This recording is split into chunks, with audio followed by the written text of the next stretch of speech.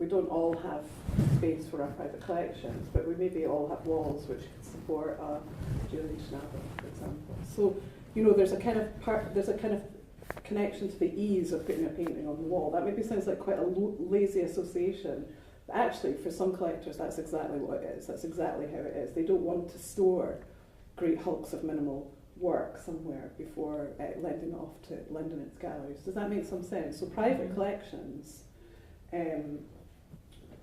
artists realised that if they wanted to sell their work, which at this point, young artists were like, yeah, well, of course we want to sell our work because we want to make money.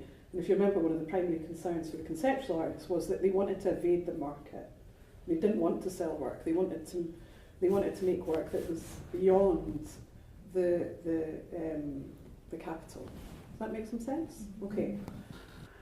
So in 1952 in New York, there were only about 50 artists living in New York, okay? People who were making a living from being an artist in New York. So they would have had galleries, 50, yeah? So what we need to remember as well, that it's only in between the First and Second World War, that the epicenter of modern art shifted from Europe to America. Okay, remember there was a big movement of artists who went to New York to avoid being on mainland Europe during the war. Okay, so even as late as 1961, only about 25 artists of the older generation were making what could be considered living in New York. So that older generation of artists, it predominantly means those guys that are associated with abstract expressionism. Okay. As a result of the economic crisis of the mid-1970s, attitudes began to change towards art, and this is general, okay? Collectors, business corporations and banks began to see it as reliable means of acquiring assets. Now, art had always had a value since the Renaissance in particular. Art had certain type of art had a very strong value. Contemporary art at this point wouldn't have been considered a collectible. That was not something that you would look at. But what happened in the crash, they must have reassessed what they had been investing in and thought, well, this isn't working, this isn't certain. So what then happened were the big corporations, most banks, I think all banks have an art collection. Quite often big companies have art collections, so Mercedes have an incredible art collection. Deutsche Bank is well known for its phenomenal art collection, but this kind of culture of collecting in private corporations didn't start until round about this time that I'm talking about. So the banks looked and thought, well, we're going to invest in art. So as soon as that sign goes out from a bank, the place where we make money, then people take notice. Yeah. So in 1984, so this is only 32 years after this very small number of artists living in New York, there was a $2 billion a year art market in New York City alone. And in 1982, the Summer Gallery Guide listed 14,000 artists with gallery affiliations. So it's enormous. It's become a mecca, and everyone's an artist all of a sudden. Yeah, it's really quite phenomenal. At least, I mean, for me, these statistics are incredible. Just how quickly that boom happened. For me, and I'm that bit older than you, I remember the 80s. Okay, so I remember this time period which was all about money. And maybe you've seen that kind of referred to, or you've heard parents talk about it, I don't know, referred to in film as being this generation which really was about buying and buying and buying. We think we're in a kind of capitalist place just now where we want lots of stuff, but actually I think there's more of a conscious to what we're doing just now and how the damage that is perhaps taking place because of it. In the 80s, there was nothing wrong. This is what people aspired to, was just having as much stuff as possible. And it was a sign of success if you drove a Ferrari, or, do you know, does this kind of ring familiar to sort of, there's loads of films made during the time which would make kind of reference to this. I always think of American Psycho, this kind of real yuppie type maniac, basically. And in this country it would have been Thatcher, and in the States it would have been Reagan. So this kind of both quite politics were focused on the self, okay, and on the individual. So the collective, the social aspect of our political structure was rejected. Does that make sense? Mm-hmm.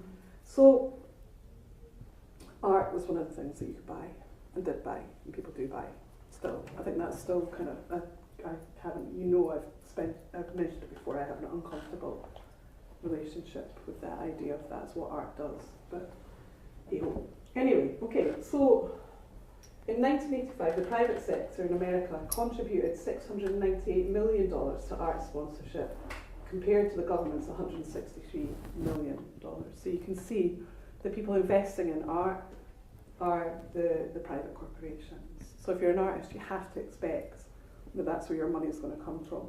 More recently, there's been a more critical analysis of that. There's been protests at Royal Bank of Scotland funding art projects. BP Oil, who is one of the big sponsors for the Tate Gallery, have come under huge criticism for using money from BP. I mean, I find it really interesting because obviously you've got Tate, and their original money came from sugar, Tate and Lyle. So it's like a really kind of dirty relationship that art has with money, and that goes back much further than the time that we're talking about just now. Is that where Tate comes from? Yeah, Tate and Lyle family. Yeah. So this kind of, and then obviously you're just a stone throw from slavery. It's not.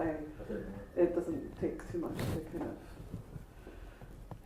make that leap. Okay, so during 1987 to 88, 121 paintings and drawings topped the $1 million mark in the Essex auctions, compared with 14 10 years previously, or was that under 10 years previously? Yeah, under 10 years previously. So you can see $1 million now, when we hear about a painting selling for $1 million, we don't think that much of it, right? Because that's quite straightforward and normal. At this point, that would be extraordinary for paintings to go for that much money, especially by living artists. That would be unheard of. But here we've got Jasper John's False Start that he painted in 1959, which is an artist when it fetched $17.1 million in 1988. And then 10 years ago, coming up for 10-year anniversary actually, was remarkable, Damien Hirst, I don't know if any of you would know about this or remember it, but Damien Hirst put supposedly all of his available work up for auction at one time, and this was right on or just after, I can't remember, Lehman Brothers crash, which signified the start of the 2008 financial economic slump that we're still kind of crawling our way out of. But you've got this kind of odd relationship where on the one hand something is breaking and on the other hand something is accelerated. Now, Damien Hirst, the spin that surrounded this sale, I can't remember if it was at Christie's, it's one of the big centres for auction centres, but the spin surrounding it was incredible. So there was this idea that this was all the work that was available of Damien Hirst. And actually, subsequently, it seems that there's a lot of Damien Hirsts available. And there was a documentary made around about the same time exploring the kind of myth and the lies that surround the art market, and how that can impact on the nature of how successful an artist can be. There was a point as well, I think, when Gary Hume, another kind of artist of the same generation as Damien Hirst, one of his works sold for an incredible amount of money. His work went up in value very suddenly, and then what you had was collectors, what would be deemed bad collectors, flooded the market, and so suddenly his work was then again devalued. So this was a bit of a hiccup in the whole idea of art being the thing that you can invest in. But what happens now is anybody who sells and buys plays this market in the same way that they play the stock market. So if you're waiting to sell your Damien Hirst or your Tracy Emin or whatever, then you have to pick the right moment. And how you do that is you observe the stock market in exactly the same way that these bankers would do. Does that make some sense? Not another product to exchange. Now, when you listen to the Grayson Perry Reith lectures, he spoke about collectors, and he spoke about good collectors and bad collectors. And the good collectors are these people that invest and hold on to the work because they love the work, and they buy the work because they love the work. And the bad collectors are the ones that buy and sell. So there's this kind of now developed hierarchy of collectors. But I think there's no avoiding it, that if you have bought when we were in Berlin last year and we went to the Hoffman collection, That whole collection, they obviously have a bit of philanthropy about them because they do lend works out, but we had to pay to get in to see their collection. And at some point, their work will be up for sale. You know, that work will be sold. And then I think it's, I don't know, maybe one of you guys would be more interested in looking into that. I mean, I'm interested in it, but I think there's probably statistics attached to that, like how long you have to hold on to something before you can let it go. This kind of stuff. But anyway. I've seen them. Do you remember Michael Borman? Yeah. You know, I was watching a thing with him saying that he says that him and his gallery don't know what price to put on his paintings now sometimes, because people are buying his paintings, keeping them for like a month and then selling them for like millions with a body for like a lot more than what and then he doesn't know. And then people hear about that and then when he's putting on a show he doesn't know what price he should put paintings at. Yeah. Because certain people are wanting to buy them for like millions and other people are not. Yeah. He doesn't know where. That's interesting. And actually I think there's been a law, or there's something that's happened probably in the 90s when the YBA artists were really at boom. And there was something that happened about resale, that if you resale for a certain number of years, then you have to give a percentage of that profit to the artist. So there's like a caveat, I think, in that, so that the artist the artist can profit as well from this extraordinary kind of increase in value of their work. That's really interesting. So what has happened to the urinal on the left? We'll just have a wee chat about this one. Just turned it into gold. What could that possibly mean? Wealth. Wealth, yeah. Value. So if you remember what Duchamp was trying to do, he was trying to create work that had, evade the market. It's worth money just because it was. Yeah. So she's making a kind of critical comment on Duchamp's painting and say, like, that he's doing so very well. Worth gold, worth the same as gold. Did we talk about the story about the kind of question of authorship over Duchamp's painting? We spoke about that before. Yeah. And then this is Mike Bidlow, and on the left we've got Brillo boxes. Do you recognise that work? What? Yeah. So it's normally associated with Andy Warhol, and Mike Bidlow has remade Andy Warhol's Brillo boxes, which for me is like a bit of a head mess, because Andy Warhol, similar in ways to Duchamp, was using a ready-made object with no value and assigning it as art and then for giving it a value. And what you've got Mike Bidlow doing is recreating the supposedly valueless artwork as, you know what I mean? There's a kind of conundrum there, and I think it relates to this idea of simulation. And I struggle with the idea of simulation when one thing is no longer, what is a simulation? I'm not sure, I think we both are. But, you guys can explain it to me a bit more eloquently. And then a drawing of the fountain. So the fountain comes up again and again. You know, if you were to make a work today using an image of the fountain, then you would immediately bring a whole load of meaning to that work because of the sign that you're using. And that's exactly what these artists happen to do. And I think it's quite interesting that as an artist now that you have this at your fingertips, that if you want to make a reference to something else, then you can make a reference by using somebody else's work or alluding to somebody else's work. Or product, for example. Okay, Sandro Chia was pretty much destroyed by the art market. I think as a young artist, his work was, it sounds ideal. Okay, you finish university, somebody comes along and buys all of your work. Sounds like the best situation possible. But actually, if suddenly you have no work and you now have to create work, quite often I think artists felt the reason they were creating work was for a market, not for some kind of inner need to express their inner selves. Yeah. So I think if this sudden kind of thing happens, I think for some artists it can be fine. Damien Hirst, that's a lot of his work was about that. It was about that process of buying and selling. For these guys who were coming from a more traditional place of expression, I think Sandra Kate broke him, and I don't think he kind of ever was able to make work, certainly for the significant amount of time after he was so successful at a young age. That doesn't surprise me at all. Like, I think I panic a bit if anybody wants to buy anything of mine, because I'm like, I like to give it away, you know, because then I feel like I'm not compromised on what I do next, which is not necessarily a good way to be if you want to make money from your work, but you can understand your own priorities in that sense. There's still a lot of, even in like music, when people become really successful, the music tends to go... The classic second album syndrome, yeah.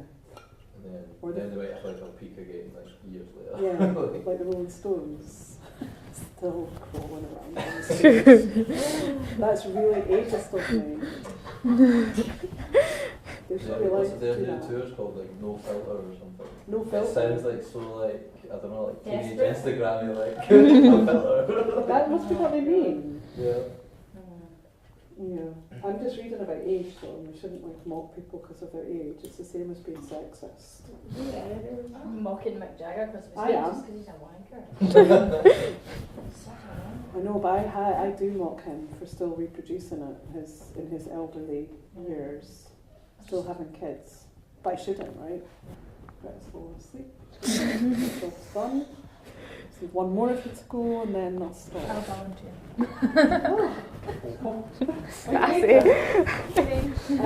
Together to create new meaning. So we know about this as well. We do this, yeah. This kind of very sort of straightforward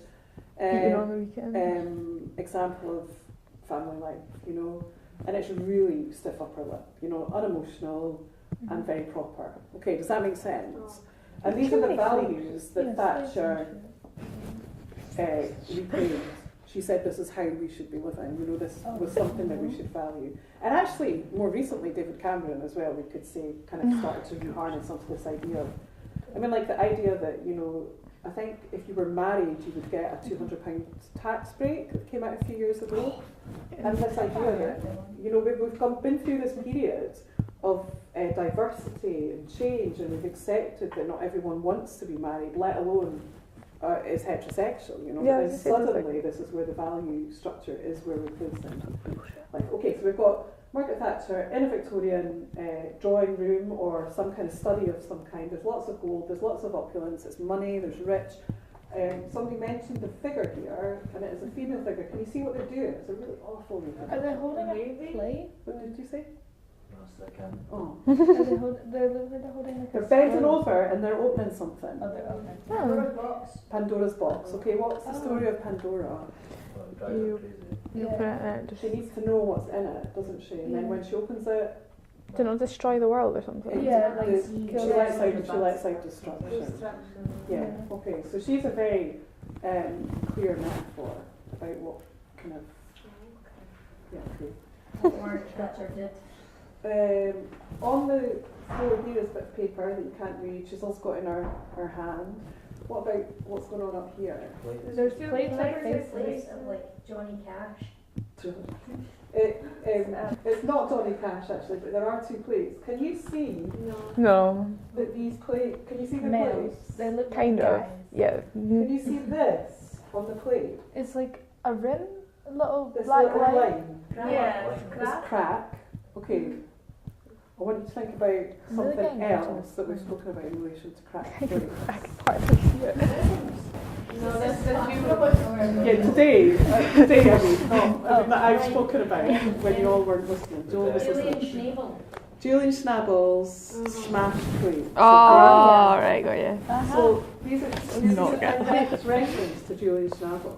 And probably a direct reference to the show that I was mentioning, but I can't be 100% sure about that. There are two faces on the plates. Is one of them Julian Schnabel? He seems one of them Jesus. I'm just going to tell you who they are because you're never going to guess who they are. Okay, just tell us. What are their names? They're two men, and we know them as the Saatchi brothers. So this is Saatchi and Saatchi. So Charles Saatchi is the name that we know more, is Charles and Maurice Saatchi. And at this time they were running one of the most influential advertising agencies in Britain. Charles Saatchi, we now know more because maybe he's been more in the press because of being Nigel Lawson's ex. Yeah, but he is. They're collectors of art. You the bastard. Just stay with me just now. Sorry. Okay? Let's not get distracted by the personal life of Nigella. The photos where he's like, But the What are the white things? so this is Charles and Maurice Saatchi, and they're on those plates because at this point they were collecting art. Okay, so it's absolutely possible that before Julian Schnabel's show opened at Maryboone in 1979, Charles and Maurice Saatchi bought the entire collection, therefore signalling an interest in his work in relation to its market value. Okay, so what Hans Hack is doing here, on here as well, on these shelves, are various kind of books, and some of them relate directly to the Tory party and directly to the ad agency. So he's making a complete connection between money, profit, Victorian values of Margaret Thatcher, and the political problems surrounding greed, for me. You know, this idea that it's get rich quickly. Okay, paint it. I wouldn't have thought so. But I don't know for sure. If I had to put a bet on it, I would bet £100 that he didn't. So if you want to have That's a that. fair bet. Anybody's up for a bit of a That's little quite like, flutter. I don't have £100, but You didn't lie, Joe, that's what bet's Come on, don't be silly. Payday on Friday. Payday in 3 £100 weeks. for about 4 Payday. days. That's a good tactic, Danny. I've You're not saying done as that an work. expert, you're saying like, I don't know, I cannot be sure. And then you want someone to bet, and then of course you do it. Yeah, that's because betting's a mugs game. And you can never know if you bet. Yeah. Well, maybe you could in this instance. I was I'm going thinking to about say. horse racing just all of a sudden. This campaign, I remember Oh my god. because in 1983, well in 1983 I was 11, right? Ooh, I'm But sorry. It's okay. Thatcher had by that point been in power for 4 years. This is the campaign that the Saatchi brothers worked on in 1979. Okay, so Labour isn't working. The political situation in Britain just now, we know that we were in a massive recession. We've spoken about a little bit about that. Unemployment was very high. There were all sorts of unrest, and it was politically a kind of strange time. But the Saatchi Advertising Corporation basically put through this huge campaign nationally, and people bought it. And I mean, for me, it's that simple. And then they voted in Margaret Thatcher. If you're a Thatcherite, you're going to argue. You're going to argue with me, but I can't speculate what that position would be. In 1979, I was 7, and I remember my mum crying.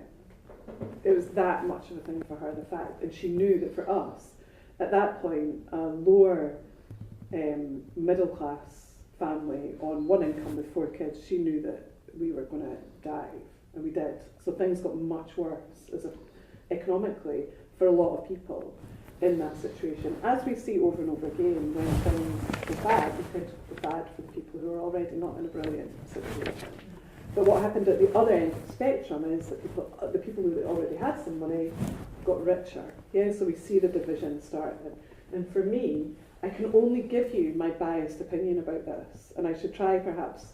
No, I can't. You know, the idea of trying to give you an alternative to this for me is too much, because I'm left wing and socialist. My values are socialists. So to try and sort of identify with the other side, I just can't do it. Does that make sense? Mm-hmm. But there is another side to it. Of course there is. There's another side to everything, and that is that if I was sitting here earning £600,000 a year, I would maybe say it was an absolutely amazing thing that took place in Britain at this point, and it allowed lots of people to benefit. Yeah. But that's not how I feel. So I'm sorry. I'm really. Wait, do not apologise. But you know, as an educator, I should be unconnected. So. No. As a human, you can be. They're wrong and they're evil. Are they still wrong? Well, they're just evil. Like, I think it's pure. I think we have to. It's just pure selfishness. Because Yeah. the people like you know, you obviously don't care about people in need. This is Lady Pink. We did speak about this before. So she was at this time making work in New York, was an artist, and does not meet the assumptions that we make about the kind of character in the photograph as an individual. And Jenny Holzer and Lady Pink did work together on more than one occasion. But her t-shirts seem to kind of resurface, or these phrases on t-shirts have seemed to resurface recently, and I see. I wanted that t-shirt. I couldn't find it. You just have to make your own then. No, That would be the most postmodern thing that you could do. I just felt like I was kind of plagiarising it a bit though. But that's not. I was going to say, is that the point? There is no thing. It's like yours is an original. Okay, because you wearing this t-shirt in this room just now is it's not that work. It's something else. It's not even a copy of that work because the context for how we're seeing it and how you're understanding it is completely different. And Jenny Holzer would say that. Richard Chargerson. But Richard Prince has been in kind of art news recently because he took people's Instagram photos and put them on show in a gallery. So he's still questioning who has ownership of image and where kind of your place as an artist is and when the work becomes yours. He actually did. People have sued him over and over again, I think, and I think quite recently, like maybe 10 years ago, he got done for images that he was using, but I can't. It's a vague. I'll put an article up to it later on so you can read it because it's not in my head. So the different, I suppose, Blue Diamond's got done. Yeah, for using the source images. Yeah, it's a photographer, I think it's a politician. Yeah, so was it a journalist photograph? Journalist photograph, yeah, and he got sued for quite a bit. Really? That's really interesting. But he lost. The time was lost. Yeah. Yeah. To be fair, it was like pretty dead on Copy of photograph. But it had a different meaning than what. The copyright around art is really interesting. But really, I think if you're wanting to become a lawyer, guys, go into copyright law because I think it's really interesting, all the sort of nuances of it. I can't get my head around it. But I think, yeah, ownership and how you define what ownership of the images is really difficult. So, but as well with him, if he wasn't like a famous artist selling it for loads, they probably wouldn't be bothered. no. So, like if I'd done it, I'd just sit in my house. I don't know, you might be surprised. Yeah, I suppose. I read recently about, it's slightly different, but and maybe Macy's in New York, you know, the department store, they probably have something that triggers immediately as soon as somebody tries to open up a store with the word Macy's in it. But I read, there was something recently about a hairdressers in Bathgate called Macy's Lounge or Macy's Room or something like that, and a couple had opened up a hairdressing salon and named it Macy's Lounge after their daughter Macy, and then they got a letter from Macy's, the department store, saying, you know, you need to change, you can't do this is breach of copyright and we're going to sue you for $3 million or something ridiculous, and then they had to change it all. Yeah, so there's maybe like a... They done Dolce & Gabbana done that a garage in mechanics. They called it Yorkshire, G&G. But it was the same font. But they lost because they'd been around before them. So the mechanics or something, or the family business or Oh, something. really? They won, yeah. I think it might Dolce & Gabbana are a bunch of crooks anyway. They've both done time, haven't they? Yeah. For tax evasion. And also there was something with Supreme, wasn't there? Do you know about that? Yeah. What happened? Well, like Supreme used this font for their logo, and they tried to, I don't know whether they were successful or not, but they tried to sue Barbara Kruger. Oh, did they? For, I thought it was the other way round. They sue Barbara. yeah, I think they tried to sue Barbara Kruger What was for, first? even though she came up with it. Oh, What? How does, Um, how does that work? Yeah. I think that's Well, I just think, like, How can you sue the someone? fact that they're arguing over who owns the font is just silly anyway. And yeah. maybe it's time she got a new font.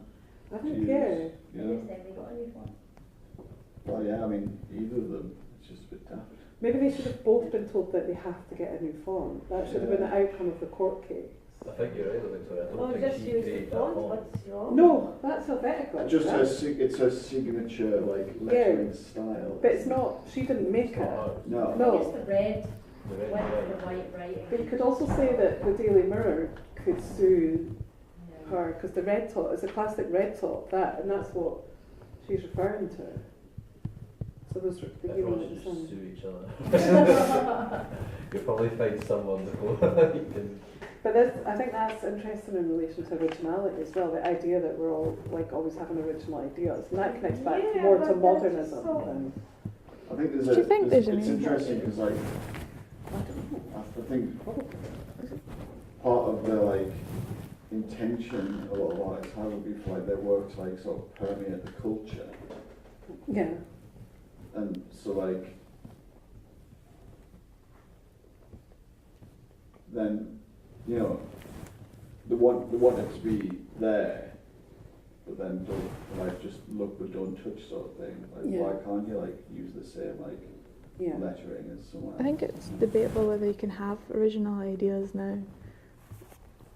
Sort of like it all seems to stem off something else. Perhaps that's the way we talk about art as well, though, Mm. and the way that we connect things back to other things. That's how you don't know, you build on things. Well, maybe more recently, like the use of internet and the way that people use virtual environments, or I don't know. Because we're so influenced with all this information around us. I think you say it's someone's original idea. I don't think That's what I was- is yeah. true, because you don't. Maybe you think it's original, but it's, maybe it's from the back of your mind. Who knows? Maybe it's part of. I think it's like art Collective. intelligence. You could come back to that Knowledge. argument though, but you know, of course, because it's you making it at this moment in time in this space. That's never been done before. Yes, no, yeah. And I that's think true. probably when we look at when artists are directly replicating something, like absolutely faithfully copying something, that's what they're saying. Is that it's not the work that matters, it's the time and the place and the circumstances of encountering the work that are the thing that is important. I think I've thought too much today. My brain's just like fizzled now. I'm just trying to think like what is copyright? I was like, I was thinking about like human conditioning and all that. I'm just like, no, But I'm just Can we get too deep? no. We've only like skimmed the surface. yeah. Like I love it, but at the same point, it's sort of I like feel like if you get You don't know. So it seems to me sometimes like a kind of it's a pride thing, you know. Yeah, I We agree. own this is our own, and if you do something I'm better like you cannot do the same as me because I'm so unique, and everyone just thinks the same. So it's this way, it's just kind of. I think also the fact that everyone thinks that they're unique and that each of our thoughts are unique, but in the fact that we're all unique, we're all exactly the Fair same. enough, but I think it's just overvalued because exactly. If Yeah. I'm unique and I think about myself, why everything is the same, but you think the same, and you think the same about yourself. Like you're like. how Yeah, can so you- therefore you're just, it's sort of like whittled down to you're all the same in the fact that you consider yourself unique. I don't think everyone considers themselves unique. I think quite a I lot of think it's people. like conditioning to maybe Yeah. everyone, maybe modern age, like people think that they're special because of social media. Well, and I would labels say and all that. no. I would say that Like, is very much connected to this period in the 70s Mhm. that we got taught, and well, maybe the kind of the build up, the philosophical build up to that we've spoken about, this move from outward to inward. Mhm. But certainly, I think it's very difficult to imagine a social collective anymore. Would you agree? Well, yeah, I think we're all very disconnected. Or I mean, it's good to disagree, but I'm just too easily going back to this period where we went from a place of collectivism and socialism, sort of socialist values, to the onus being on the individual and individualism, Mhm. and it's a kind of recognised period of philosophical shift and change, and it is down to, for me, Reagan and Thatcherite politics. But when that has been in place for a number of decades, then, and you guys have been born into that, so then you don't know To imagine something else is quite hard. I mean, for me to imagine anything else is really hard. I think it's instilled in our conditioning. But also it's imagining the end of capitalism as it is, right? And that's impossible to imagine. And then there's a Mark Fisher book, and the first line is, it's easier to imagine the end of the world than the end of capitalism. Mm-hmm. And maybe that's That's true. or, I don't know. And then, I don't know, maybe it's personal responsibility. But in terms of being original, I don't think it matters, does it? I think, well, first of all, you need to know what your definition of originality is.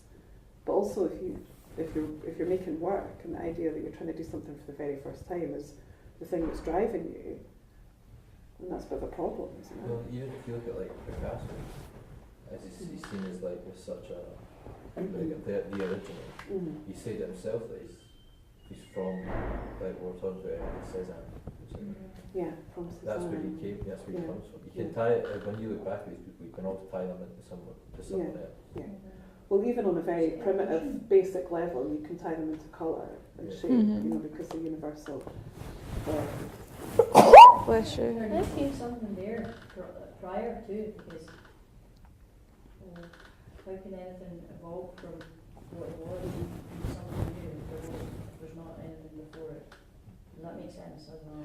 It does make sense, but I suppose the bigger question for us is, how do we know it's art? Full circle. Should we go for lunch? Yep.